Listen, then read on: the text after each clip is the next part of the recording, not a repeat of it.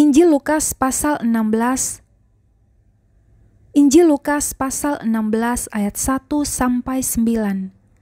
Perumpamaan tentang bendahara yang tidak jujur.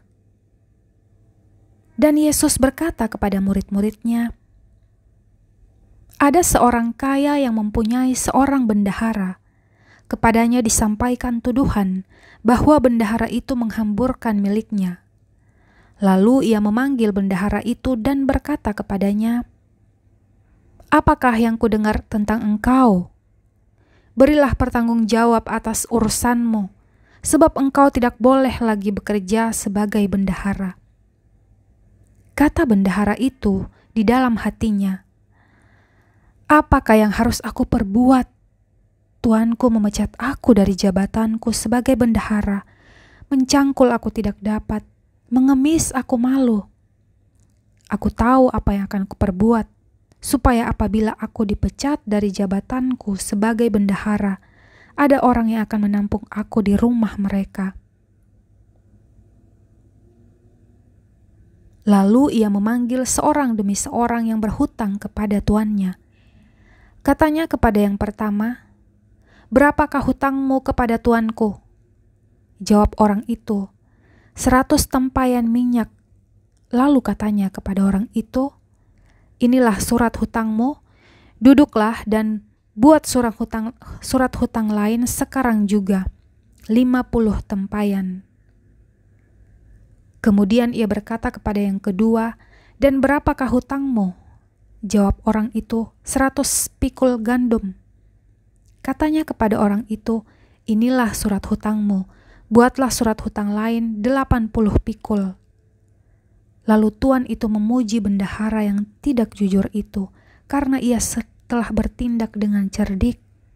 Sebab anak-anak dunia ini lebih cerdik terhadap sesamanya daripada anak-anak terang.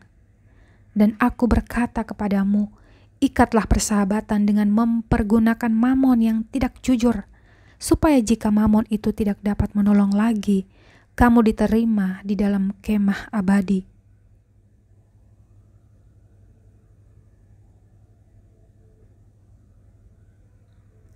Ayat 10-18. Setia dalam perkara yang kecil. Nasihat. Barang siapa setia dalam perkara-perkara kecil, ia setia juga dalam perkara-perkara besar.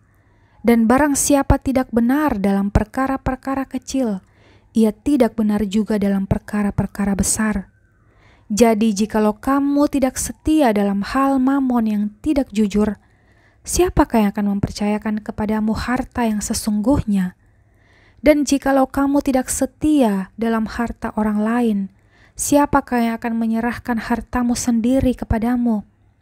Seorang hamba tidak dapat mengabdi kepada dua tuan, karena jika demikian, ia akan membenci yang seorang dan mengasihi yang lain, atau ia akan setia kepada yang seorang dan tidak mengindahkan yang lain. Kamu tidak dapat mengabdi kepada Allah dan kepada mamon.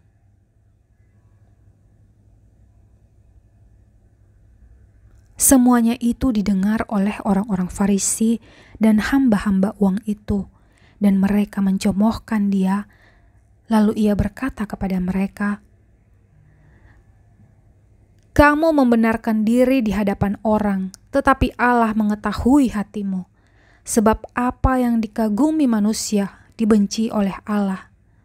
Hukum Taurat dan kitab para nabi berlaku sampai kepada zaman Yohanes, dan sejak waktu itu kerajaan Allah diberitakan dan setiap orang menggagahinya, berebut memasukinya. Lebih mudah langit dan bumi lenyap daripada satu titik dari hukum Taurat batal. Setiap orang yang menceraikan istrinya lalu kawin dengan perempuan lain, ia berbuat zina. Dan barang siapa kawin dengan perempuan yang diceraikan suaminya, ia berbuat zina."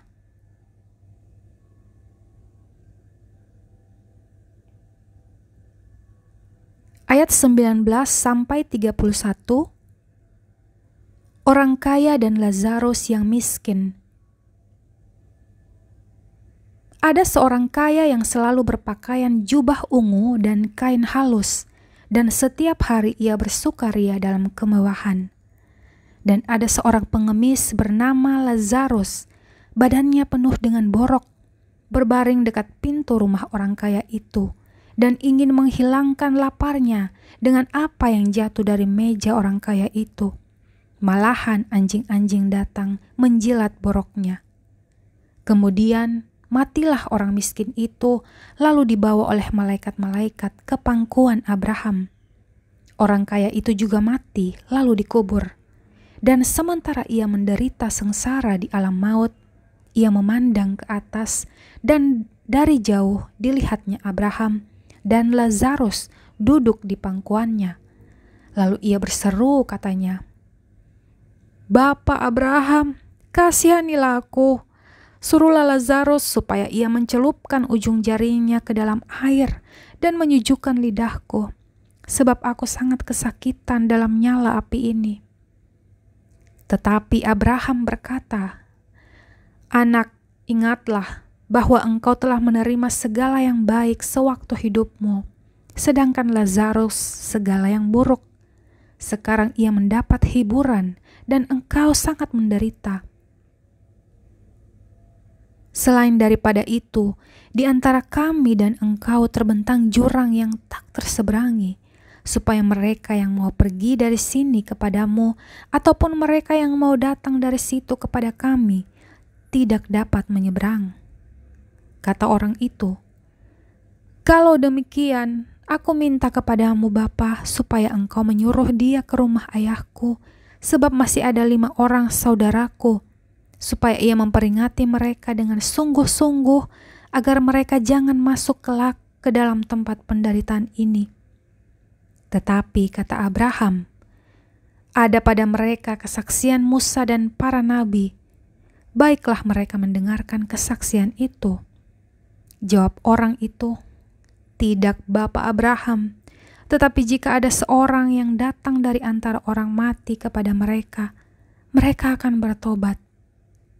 Kata Abraham kepadanya, "Jika mereka tidak mendengarkan kesaksian Musa dan para nabi, mereka tidak juga akan mau diyakinkan, sekalipun oleh seorang yang bangkit dari antara orang mati."